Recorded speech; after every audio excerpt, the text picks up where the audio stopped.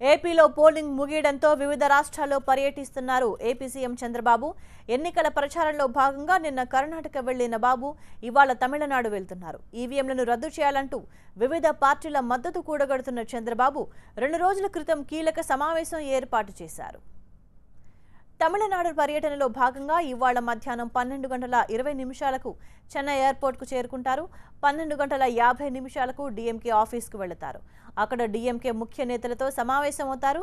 ఈవీఎంల రద్దుపై పార్టీ నేతలతో చర్చిస్తారు. డీఎంకే కూటమికి మద్దతు పలికిన బాబు మీడియా ద్వారా ఓటర్లకు విజ్ఞప్తి చేయనున్నారు. తమిళనాడులో నేటితో ఎన్నికల ప్రచారం ముగియనుంది.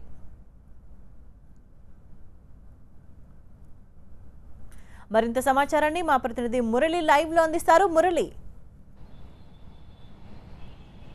ఏపీ సీఎం చంద్రబాబు మరి కాసేపట్లోనే చెన్నై చేరుకుంటారు. విమానాశ్రయం నుంచి నేరుగా డీఎంకే కార్యాలయానికి చేరుకున్నటువంటి చంద్రబాబు ఇక్కడ డీఎంకే ముఖ్య నేతలతో భేటీ అవుతారు. ఏదైతే గత కొద్ది రోజులుగా చంద్రబాబు చేస్తున్నటువంటి ఈవీఎంలపై పోరాటం ఉందో దానికి సంబంధించి డీఎంకే మద్దతు కూడకట్టే ప్రయత్నంలో భాగంగా ఆయన ఇవాళ ఇక్కడికి వస్తున్నారు. డీఎంకే కూడా ఇక్కడ ఈసీ కావచ్చు, ఈసీ వ్యవహరిస్తున్నటువంటి తీరు కావచ్చు, ఈవీఎంలపై పోరాటం చేస్తున్నటువంటి పరిస్థితి.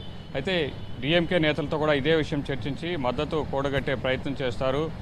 గతంలో ఇక్కడ ఈసీ వ్యవహరించినటువంటి తీరు కావచ్చు, ప్రస్తుతం జరుగుతున్నటువంటి ఈసీ వ్యవహార శైలి కారణంగా తమకు ఇబ్బంది కలిగించే విధంగా బీజేపీకి అలాగే అన్నా డీఎంకేకు మేలు చేకూర్చే ప్రయత్నంలో మమ్మల్ని కావాలనే టార్గెట్ చేసి ఇబ్బంది పెడుతోందని డీఎంకే చెప్తుంటే ప్రస్తుతం చంద్రబాబు చేస్తున్నటువంటి ఈవీఎంలపై జరుగుతున్నటువంటి అవకతవకలపై ఈ పోరాటంలో భాగంగా ఇరు పార్టీల నేతలు కూడా కలిసి ఇదే విషయంపై చర్చించబోతున్నారు. సుమారు గంట సేపు కూడా డీఎంకే ముఖ్య నేతలతో కలుస్తారు. అయితే స్టాలిన్ కానీ కళిములు కానీ ఈ ముఖ్య నేతలు ఇద్దరు కూడా ప్రస్తుతం ప్రచారంలో భాగంగా తిరువారూరులో ఉన్నారు.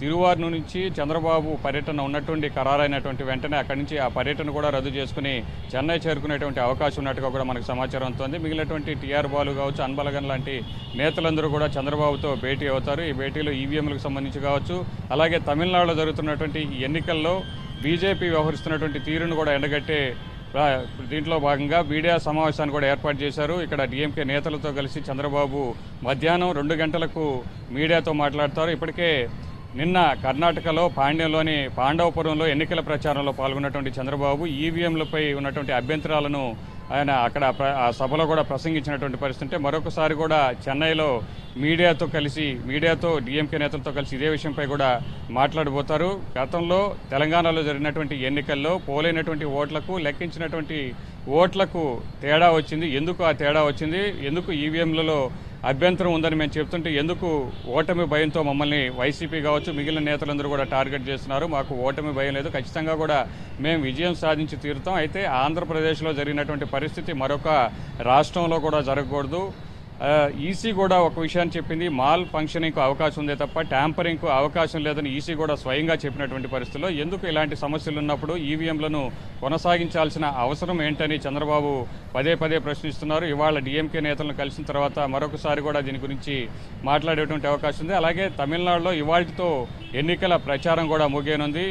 మరొక 2 రోజులు అంటే ఎల్లుండి జరిగేటువంటి పోలింగ్లో ఈ పార్లమెంట్ ఎన్నికలకు సంబంధించి దాదాపు తమిళనాడు అలాగే పాండిచ్చేరి కలుపుకుని 40 పార్లమెంటు స్థానాలకు ఎన్నికలు జరుగుతుంటే డీఎంకే కూటమికి ఓట్లేయాలని ఇక్కడ ఉన్నటువంటి ఓటర్లందరినీ కూడా ఆయన మీడియా ద్వారా విజ్ఞప్తి చేసేటువంటి అవకాశం ఉంది. ముందుగా ఎన్నికల ప్రచారంలో పాల్గొనాలని భావించినప్పటికీ సమయం లేని కారణంగా ఆయన ఢిల్లీ పర్యటన కావచ్చు, ఆ తర్వాత కర్ణాటక పర్యటన వెళ్ళినటువంటి నేపథ్యంలో ఇవాళ ఒక్కరోజు మాత్రమే మిగిలింది. ఇప్పటికిప్పుడు ఎన్నికల ప్రచారం నిర్వహించలేనటువంటి పరిస్థితుల్లో మీడియా ద్వారా ఓటర్లందరికీ కూడా విజ్ఞప్తి చేసేటువంటి అవకాశం ఉంది. తమిళనాడులో మొత్తం దాదాపు 1,20,00,000 మంది వరకు కూడా తెలుగు ఓటర్లు ఉన్నారు, అన్ని జిల్లాల్లో కలుపుకొని. వీరందరికీ కూడా చంద్రబాబు ఒకటే బీజేపీ వ్యవహరిస్తున్నటువంటి తీరు కావచ్చు, తమిళనాడులో ప్రజా పాలన అనేది ఏ విధంగా ఉందో ఇక్కడ ప్రభుత్వం వ్యవహరిస్తున్నటువంటి తీరు కావచ్చు, బీజేపీ అవలంబిస్తున్నటువంటి విధానాలను ఎండగట్టాలంటే ఖచ్చితంగా డీఎంకే కూటమిని గెలిపించాలని చంద్రబాబు చెప్తున్నటువంటి పరిస్థితి. అదే విషయాన్ని మీడియా ద్వారా కూడా విజ్ఞప్తి చేసేటువంటి